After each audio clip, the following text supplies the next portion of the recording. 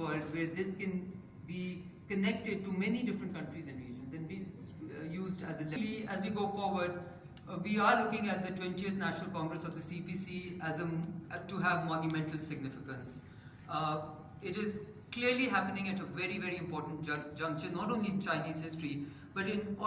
also in terms of what I've already mentioned, the transformational world politics, the stage that we see right now.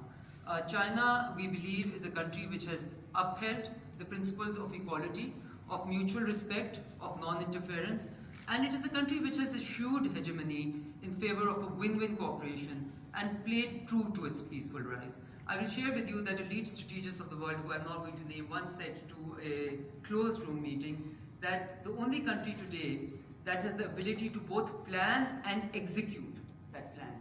is China. I say this also because in my lifetime, in our lifetime, as someone who was born in the 1970s, late 1970s, in our lifetime, if there's a transformation that we have seen in front of our eyes, there are other transformations that we have talked about, that we've read in the books of history, but there's one country whose transformation of taking out 800 million people out of poverty, whose physical transformation in terms of infrastructure, my lifetime, it is certainly this country. And so you give us a lot to learn from. Now, as a permanent member of the UN Security Council, we also believe that China has played a pivotal role for peace and stability across the world. And President Xi Jinping's Global Development Initiative, of which Pakistan is amongst one of the first supporters, is becoming a catalyst of achievement of sustainable development goals by developing countries. And our concern as a country, which still requires large investments in its development and which requires stability and peace within the region and the world to be able to do it, is that the world's focus, as it moves more and more towards, you know, what I can call, even in diplomatic terms, confrontational politics, is moving away from sustainable development goals, the goals that we have all espoused to, is moving away from climate change, cooperation, because all of these, really big challenges require day and night of effort and also immense cooperation at the international stage. So our concern is that with the new concerns which are emerging all over the world, we are moving away from achievement of these targets, which still remain important goals for our country. I would just like to end by saying that China's unique political system as steered by the CPC is indeed a successful experience for the Republic of China, and I think that is something that we need to celebrate, that we need to understand. There is no one model fit for all approach to the world, and I think that is something that we see in our villages, in our towns, that sometimes solutions which are homegrown are far better suited than ones which are cookie cutter approach.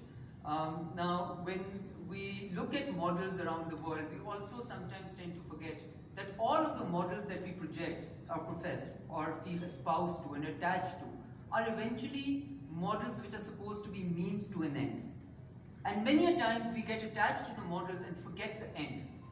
And allow me to say categorically that what is the end? The end of any model, whether it is geopolitical, whether it is political, world at the world stage, whether it is at the UN stage, whether it is at the multilateral stage, whether it is at a bilateral stage, whether it is at a national stage. The end of all models is to deliver to the people of that country, of that region, of the world. And if we get more attached to the models than what that model is ought to achieve, then I think we get lost in a lot of fluff, a lot of talk, a lot of nomenclature, and very little of delivery. And to Pakistan, I think right now the most important thing is to deliver. And I would just like to say that if there's one thing that we, and I do like to say to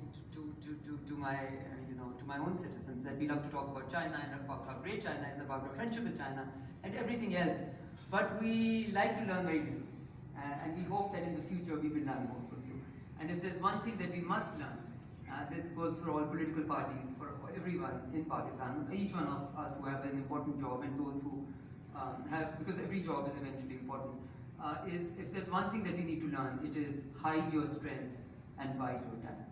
and not the other way around. Because I think sometimes we have a tendency to over-project strength and under-project the effort that is required to build a better nation. with that, once again, Pakistan-China friendship zindabad, and as I said, China is a country which brings us together. We hope that in the future we will see strategic ties go even further.